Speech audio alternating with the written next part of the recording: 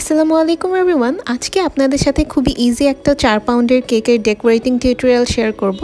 এই কেকটা ছিল vanilla cake whip cream based.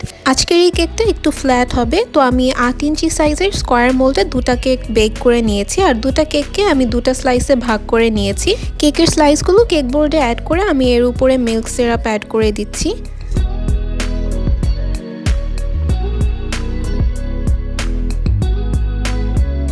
এবার অ্যাড করে দিচ্ছি হুইপ ক্রিম।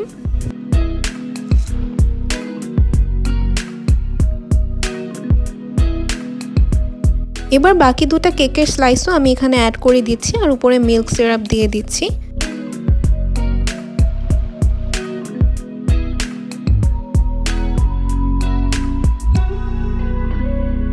এবার আমি কেকটাকে হালকা করে একটু ক্রাম্প কোট করে নিব।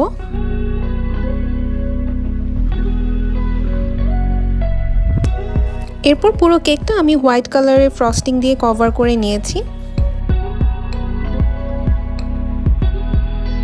কেকের ফিনিশিংটা দেওয়া হয়ে গেছে, এবার আমি কেকের বাকি ডিজাইনগুলো করে নিচ্ছি। আজকের কেকের জন্য এখানে আমি 3টা কালারের ফ্রস্টিং ইউজ করছি, পিঙ্ক, ব্লু আর পার্পল।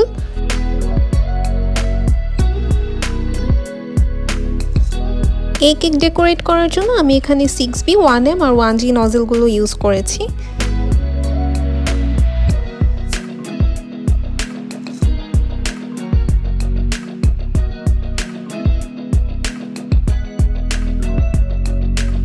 ক্রিমের ডিজাইনটা শেষ হয়ে গেছে, এবার চারপাশে আমি বিভিন্ন রকমের সুগার বলস অ্যাড করে দিচ্ছি। সবশেষে একটা উইশ নোট আর কিছু বাটারফ্লাই দিয়ে আমি কেকের ডেকোরেশনটা কমপ্লিট করে নিয়েছি। আজকের কেকটাতে আমি এডিবল প্লাস নন এডিবল দু ধরনের বাটারফ্লাই ইউজ করেছি আর লেখাটা আমি লিখেছি চকলেট গানাশ দিয়ে।